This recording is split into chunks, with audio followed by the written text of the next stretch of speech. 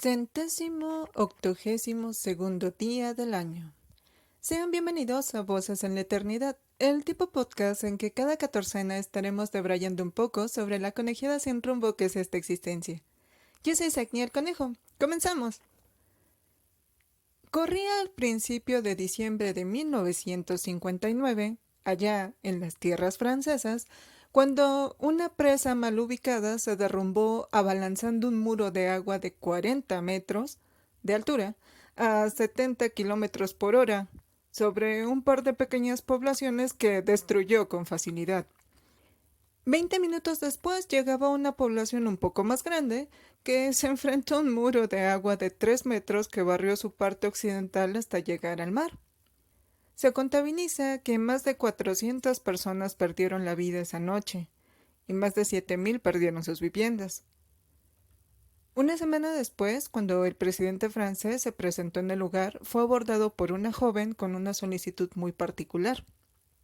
Resulta que estaba embarazada y ella y su prometido se encontraban en el lugar para contraer matrimonio, en uno de los dos pueblitos que valieron chotos.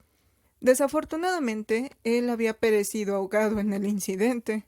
Lo que ella solicitaba era que se le permitiera desposarlo a un muerto. Asumo que debía estar devastada y entercada porque el funcionario, en vez de negarse, le dijo que se lo pensaría.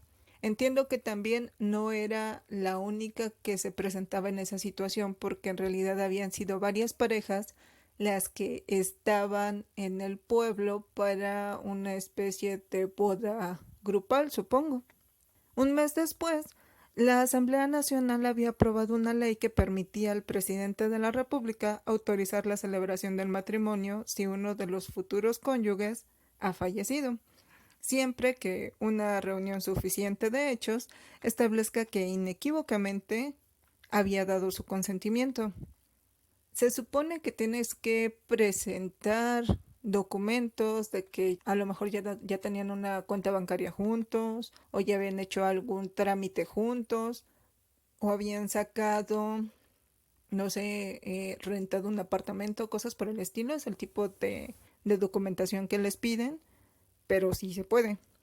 Quien desea casarse con una persona fallecida debe enviar una solicitud al presidente, que a su vez la remite al ministro de Justicia, quien la envía al fiscal en cuya jurisdicción vive la persona superviviente.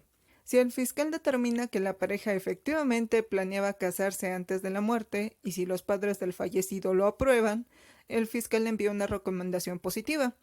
El presidente, si lo desea, acaba firmando un decreto que permite el matrimonio.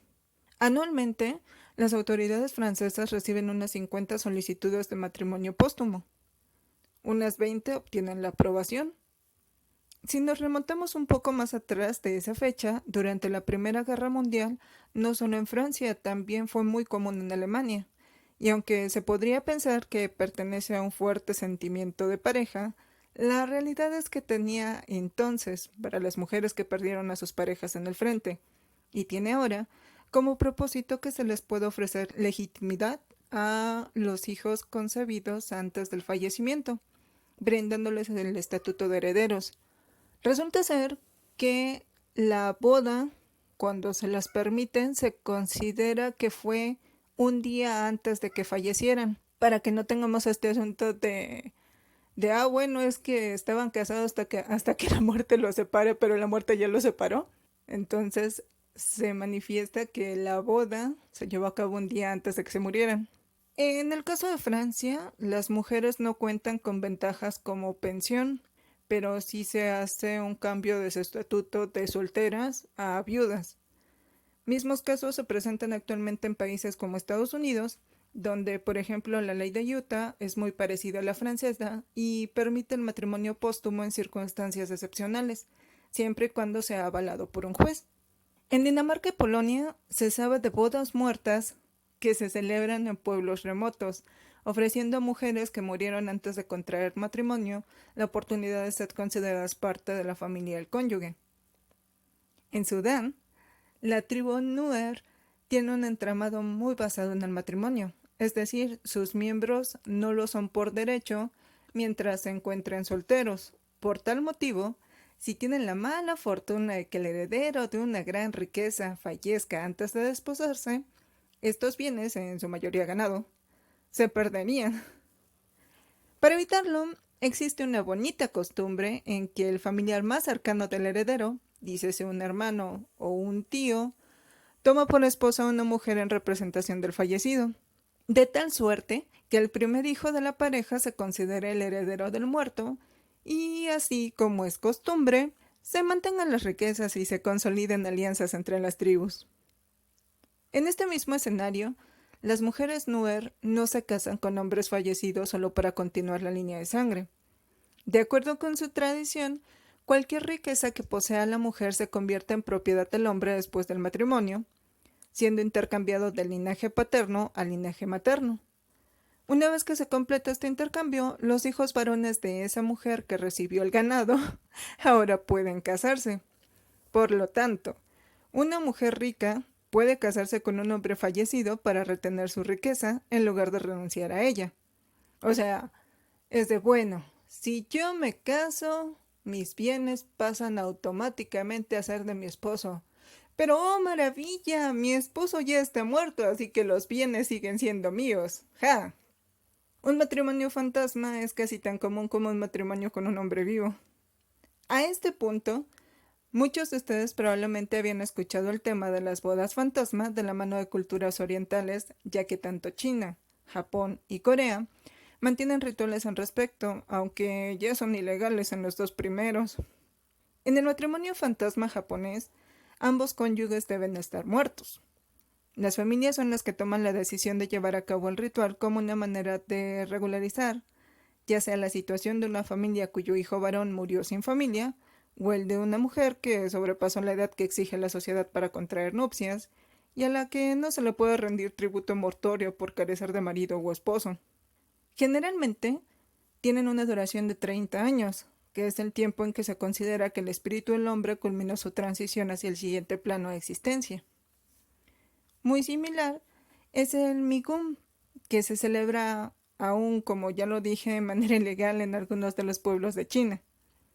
Hay que entender que la China tradicional cuenta con un complicado y muy rígido sistema jerárquico, en el que honrar y agradecer a los antecesores familiares es de suma importancia, por lo que mantener la descendencia se convierte en un deber sagrado.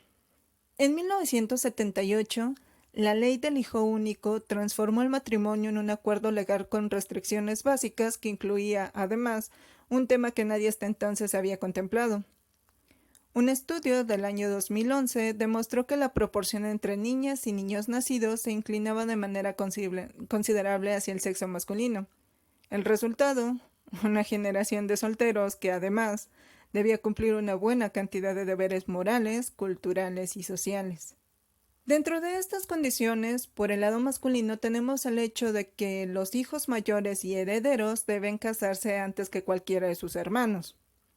Por el lado femenino, el hecho de que las mujeres solteras no tienen sentido de existencia, pues ganan el pertenecer hasta que pasan a formar parte de la familia del esposo.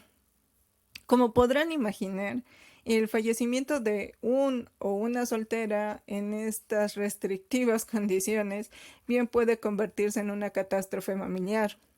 Aquí es donde el matrimonio fantasma llega al rescate. Por una parte, la ceremonia podría servir para integrar una hija no casada dentro de otra familia, convirtiéndola en esposa de un hijo heredero fallecido. Así mejoraría su estatuto social, y al adoptar la descendencia de uno de sus nuevos cuñados, en el mejor de los casos, brindaría un hijo legítimo a la familia, manteniendo su estabilidad y preservando su herencia.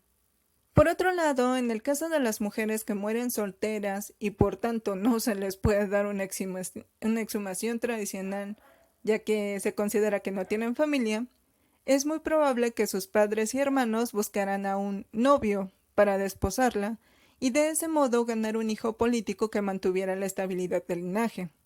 Sobre estas bases se entiende que pese a los más de 70 años que el gobierno chino lleva tratando de combatir este tipo de bodas, se mantengan como una garantía para los más tradicionales y o rurales sectores de su comunidad.